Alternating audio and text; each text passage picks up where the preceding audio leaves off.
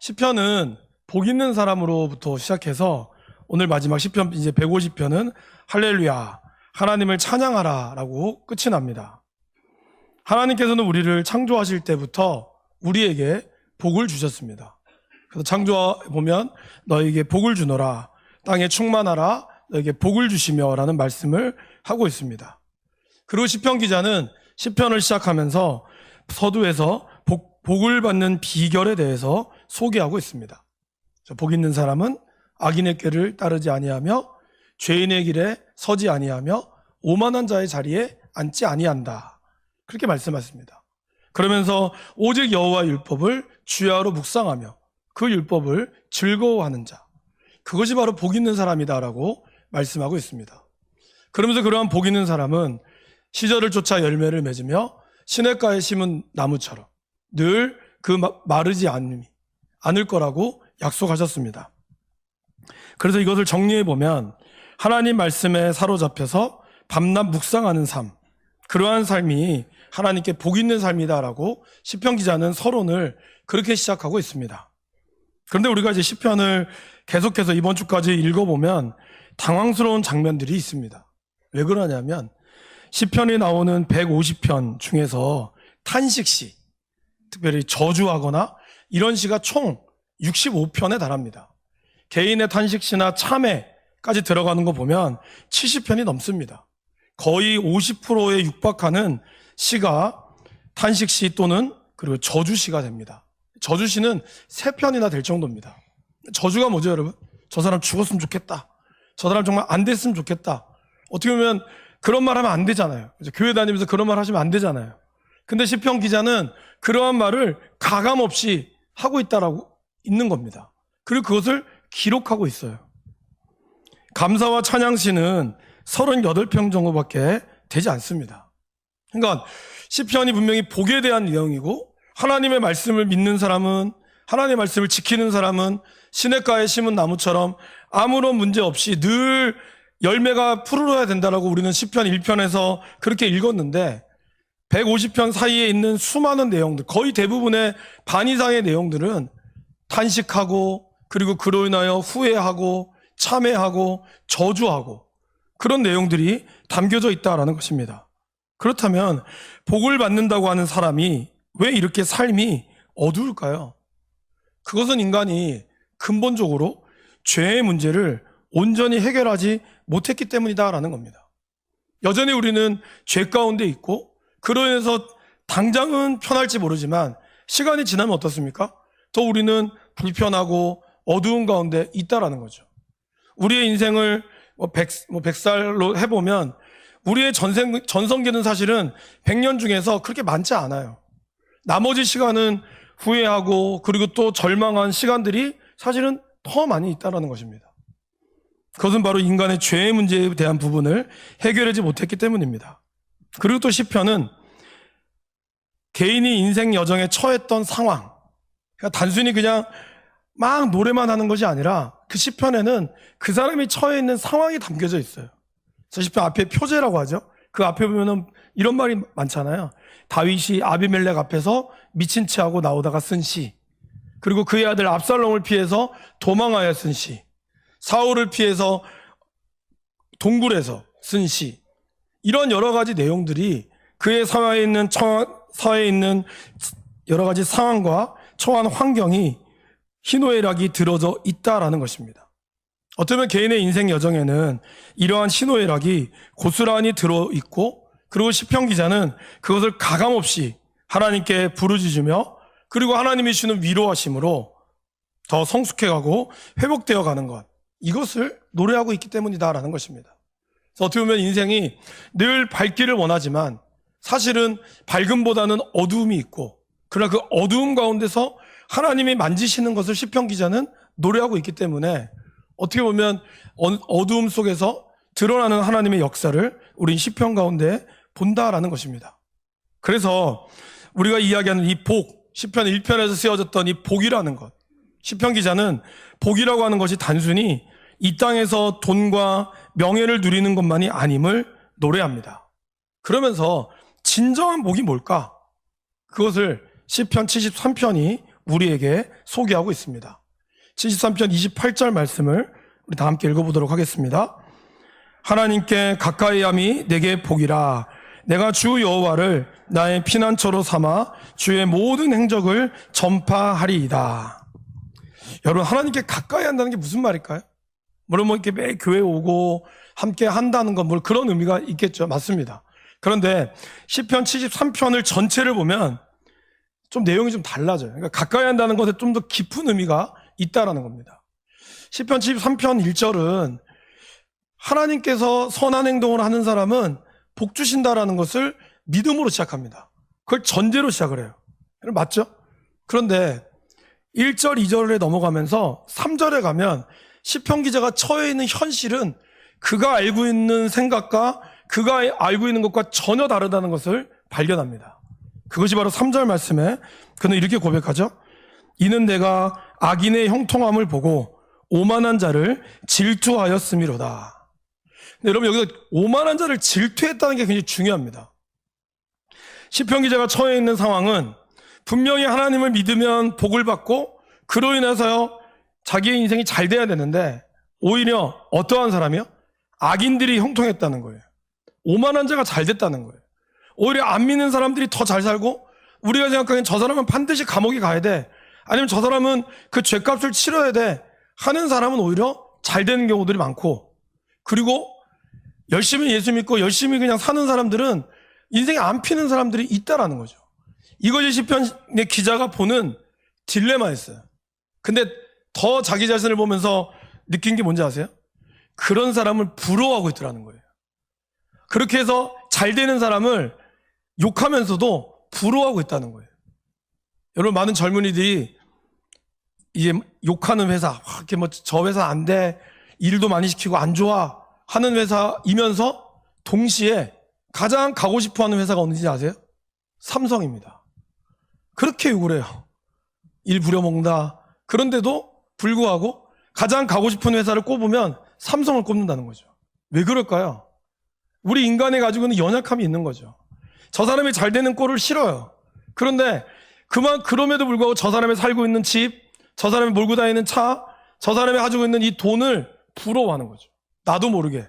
그러면서 스스로가 유혹에 빠질 수 있다는 것이죠. 17절까지 16절, 시편 73편 1절에서 16절의 말씀에 보면 이 내용으로 계속되어 있습니다. 계속해서 오는 불의한 현실. 하나님 없이 살아가는 사람들은 재물이 오히려 늘어가고, 오히려 하나님을 믿는 사람은 재난을 당하며 아침마다 징벌과 심한 고통을 받았다라는 겁니다. 그러면서 시편 기자가 고민하는 거예요. 나도 이렇게 살아야 되나?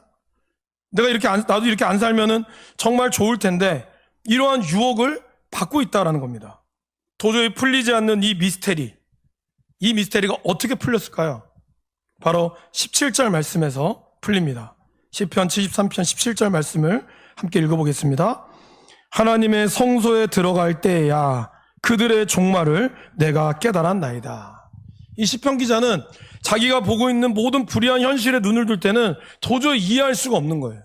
그런데 하나님의 성소가 어떤 곳입니까?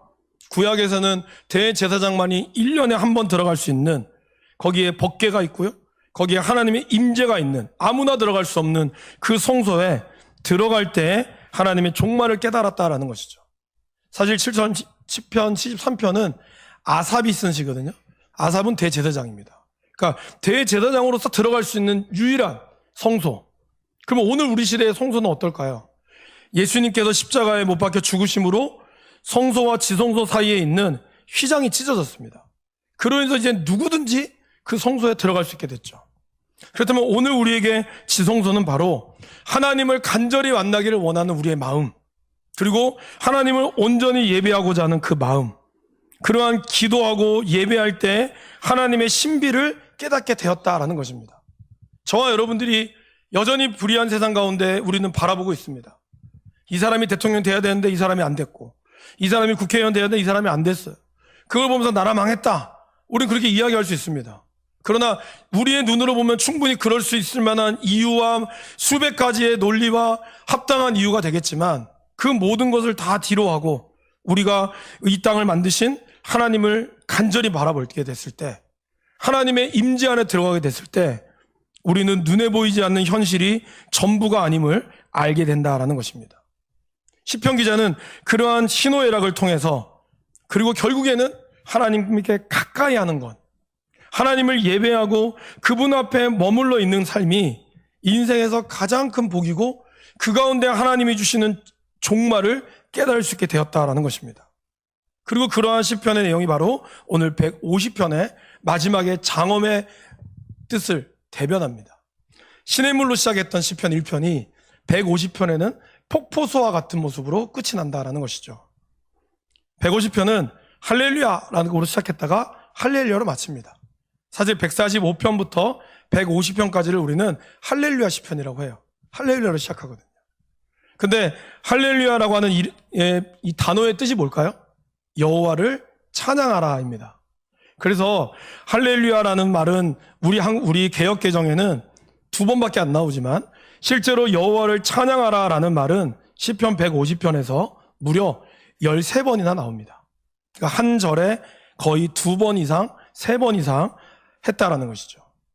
여러분 성경에서 12라고 하는 숫자는 완전수입니다. 12제자 그리고 12 사도들 그렇게 이야기하죠. 그런데 13이라는 건 뭘 뜻할까요? 바로 완전수에서 하나가 더 나아가는 걸 뜻하는 거예요. 그러니까 그만큼 하나님은 완전하시고 그 완전하신 하나님을 내가 찬양한다라는 의미가 담겨져 있다라는 것이죠. 그렇다면 오늘 우리 시편 기자가 이야기하는 할렐루야, 하나님을 찬양하라. 먼저 어디서 찬양하라고 이야기하고 있습니까? 1절 말씀을 다시 한번 읽어보겠습니다. 할렐루야, 그의 성소에서 하나님을 찬양하며 그의 권능의 궁창에서 그를 찬양할지어다 라고 말씀하고 있습니다. 하나님을 성소에서 찬양하러 이야기합니다. 아까 말씀드렸던 그 지성소 그리고 권능의 궁창 그 하늘에서 하나님을 찬양하라고 이야기합니다. 그럼 왜 그곳에서 하나님을 찬양해야 될까요? 거기에 하나님이 계시기 때문입니다. 근데 여러분 하나님의 여러 가지 이제 성품이 있거든요. 성경은 하나님의 성품에 대한 책이죠. 그래서 하나님을 아는 것이 중요합니다. 근데 하나님의 성품 중에 우리가 가지고 있는 성품이 있고 우리가 갖지 못하는 성품이 있어요. 예를 들면 우리가 가지고 있는 성품은 뭘까요? 인자, 사랑, 공의. 이거는 우리에게도 얼마든지 가질 수 있는 성품입니다. 근데 우리가 갖지 못하는 성품이 있어요. 그게 뭘까요? 바로 하나님의 무소부재라고 얘기합니다. 어디에나 계신 것. 여러분들은 이 자리에 계시면은 다른 공간에는 없죠? 마음은 물론 있을 수 있지만 우리의 육체는 한계가 있죠. 근데 하나님은 어디에나 계시다는 거예요. 그렇다면 여러분, 하나님을 성소에서 찬양하라 말은 하나님이 어디에나 계신데 왜 성소에서만 찬양하라라고 얘기할까요? 바로 아까 제가 처음에 말씀드렸던 성소. 성소는 어떤 곳이에요? 하나님과 나가 만나는 곳. 하나님께 가까이 하는 곳. 그곳이 바로 성소라는 것이죠.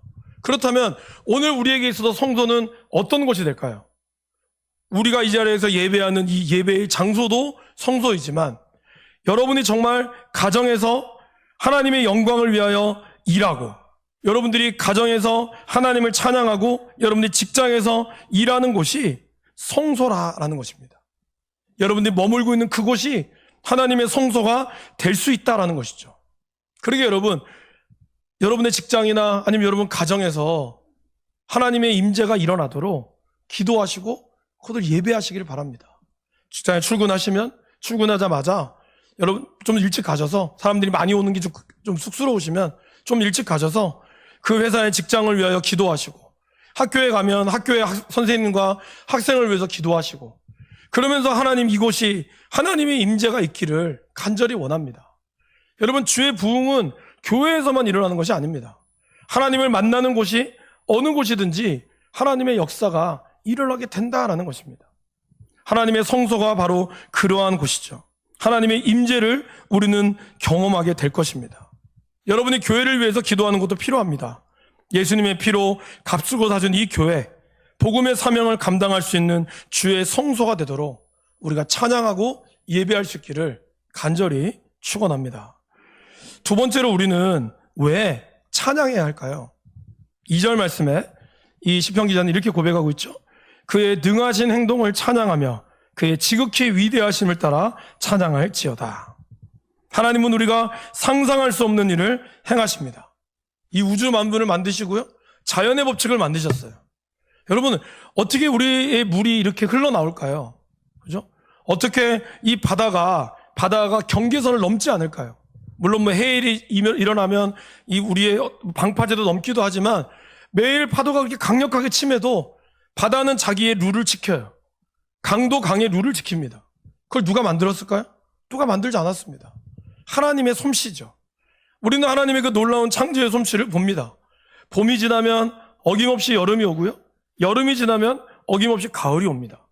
물론 뭐 나라들마다 계절의 변화는 있지만 그래도 이러한 사계절의 변화들이 우리 가운데 일어나는 이유는 뭘까요?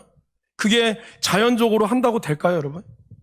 얼마 전에 그 서프라이즈라고 하는 그 MBC에서 하는 방송 있잖아요. 여러분 잘 못 보시겠죠. 왜냐하면 주일날 11시에 하거든요. 보실 수가 없을 겁니다. 유튜브에서 보는데 아주 지구상의 가장 뛰어난 학자들이 지구와 똑같은 환경을 만들어서 여기서 완벽한 인간을 추구하고자 그들이 만들었어요. 2년 만에 그 프로젝트 실수했습니다. 다 실패하고 거기서 사람들이 죽거나 그런 어려움들이 있었습니다. 똑같은 온도와 똑같은 걸 맞추고 똑같은 환경을 맞췄음에도 불구하고 인간이 만든 환경 안에는 반드시 문제가 있다라는 것이죠. 이 모든 법칙을 누가 만드셨을까요? 하나님이 만드셨다라는 겁니다. 그러한 하나님의 놀라운 창조를 시편 기자는 찬양하고 있습니다. 근데 여러분, 어떻습니까?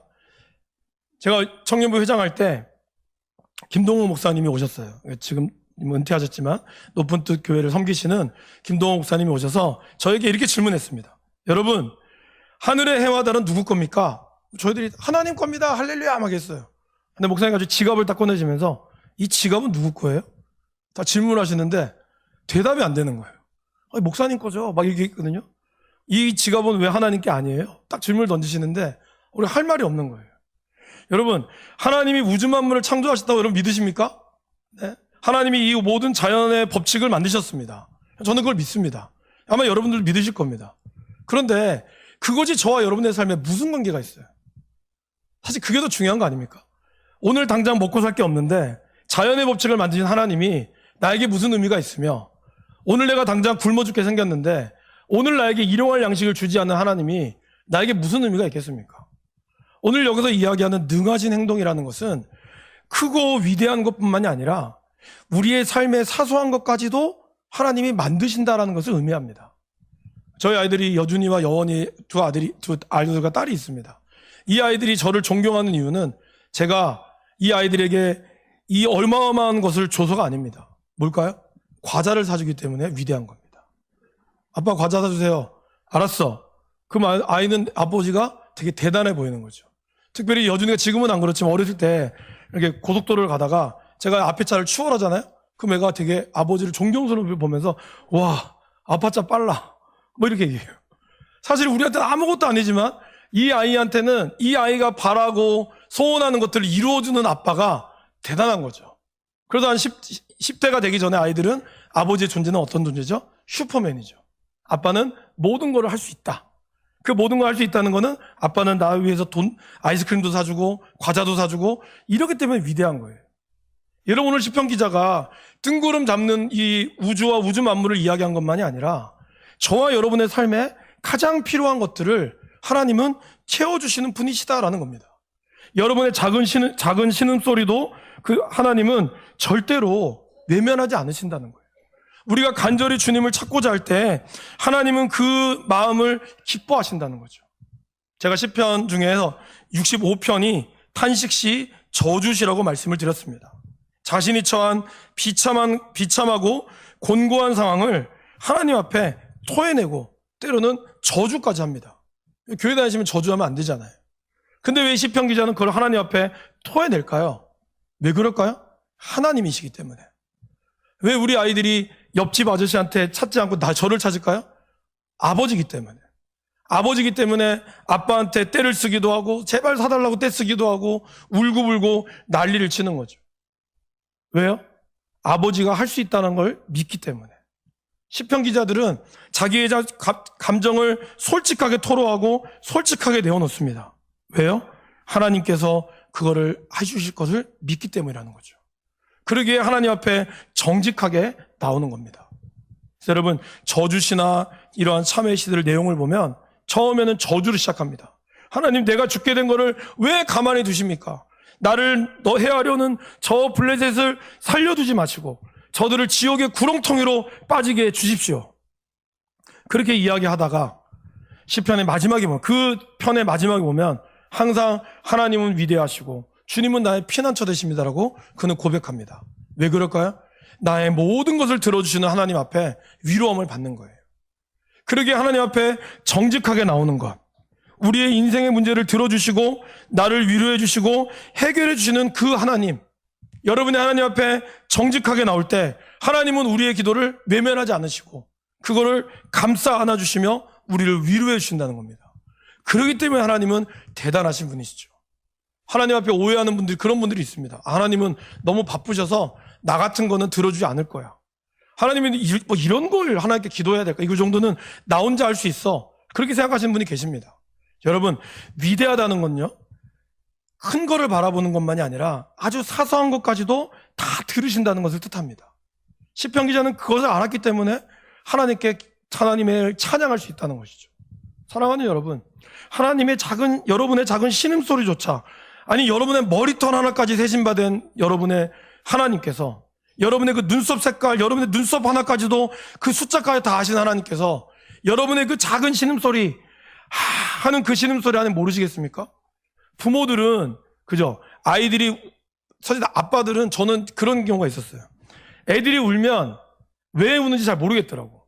근데 엄마들은 늘 하루 종일 같이 있으니까 이 울음소리에 뭔지를 아는 거예요. 저가 보기엔 똑같은 울음인데 엄마는 밥 달라는 거야. 애가 똥 쌌구나. 대번에 아는 거예요. 왜 그럴까요? 늘 함께 하기 때문에 안다는 거죠. 하나님께서는 늘 우리와 함께 하기 때문에 때론 여러분들 기도가 안 될 때 있잖아요. 그래서 정말 주여 이 한 말밖에 안 나올 때가 있어요. 정말 그걸 저는 경험했거든요. 우리 외할아버지 돌아가시고 어머니의 탄식 소리, 다른 기도는 안 하시더라고. 근데 그 소리에 하나님은 다 감정이 묻어 있는 거예요. 모든 걸 아시는 거죠. 정직한 토로 가운데 하나님은 들어주신다는 거죠. 그리고 하나님은 우리 인간의 죄의 문제를 해결해 주시는 분이시다라는 겁니다. 그러기에 우리의 모든 것을 아시는 그분 앞에, 우리의 겉모양을 보시는 분이 아니라 중심을 보시는 그 하나님 앞에 여러분의 모든 것을 토로할 수 있기를 바랍니다. 하나님이 여러분들의 위대한 일들을 이루어 주실 것입니다. 세 번째로, 하나님은 위대하심과 광대하신 하나님을 찬양하라고 이야기하면서 3절에서 5절에 나팔소리, 비파와 수금, 소고, 현악과 퉁소, 큰 소리 나는 재금, 높은 소리 나는 재금으로 모든 악기를 동원하라고 이야기합니다. 이것이 단순한 악기가 아니죠. 이 악기를 뜻하는 것은 모든 것이 하나님의 찬양의 도구가 되어올 수 있다라는 것입니다. 여러분이 그림을 그리는 것, 그림 잘 그리신 분들 계시죠? 그 그림으로도 하나님은 영광 받으십니다. 여기 계신 분들 중에 뭐 다 잘하시지만 설거지하는 것, 요리 잘하시는 분들 있죠? 하나님은 그 찬양을 받으신다는 거예요. 우리는 그렇게 생각합니다. 이 자리에서 찬양하고 뭐 아름다운 목소리, 저같이 좋은 목소리가 있는 분들만이 영광 받는다고 생각해요. 그러나 하나님은 제가 목이 쉴 때 지금 이런 목소리도 받으신다는 거죠. 근데 목소리 똑같아요. 그죠? 이게 참 아이러니합니다.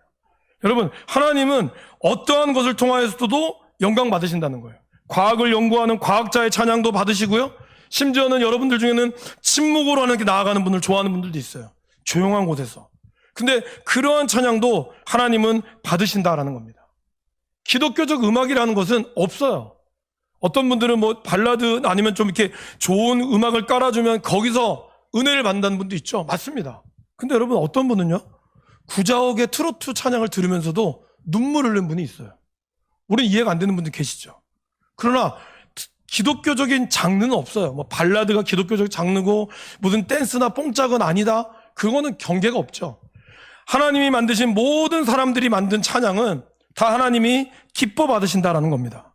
중요한 것은 그 속에 담겨져 있는 가사와 나의 마음을 담는 고백이 모두 다 찬양이 될 수 있고 악기가 될 수 있다라는 것입니다. 마지막으로 누가 찬양할 수 있을까요? 호흡이 있는 자입니다. 근데 여러분, 호흡이라는 뜻은 생기를 뜻해요. 바로 하나님이 먼지와 같은 우리의 인생에 하나님의 손길을 불어넣어 주심으로써 우리가 호흡하게 되었죠. 그러니까 호흡하는 모든 사람들이 다 하나님을 찬양해야 한다라는 것입니다. 안타깝게도 모든 사람들이 다 자신이 하나님의 생기로 생겨났다는 것을 잊어버려요.